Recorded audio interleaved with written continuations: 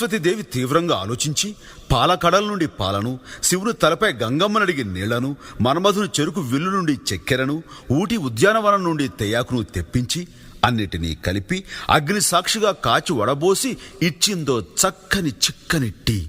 అది తాగిన బ్రహ్మ ఆనాటి నుండి ఈనాటి దాకా రెస్టు లేకుండా సృష్టి కొనసాగిస్తూనే ఉన్నాడు. అంత మహత్తున ఈ టీకి మరో పేరే ఛాయ్ మేరా భాయ్. ఈ ఛాయ్ చరిత్రను నోరారా చెబుతా, నోరూరేలా వినుకోవోయ్. ఆహా. ఆ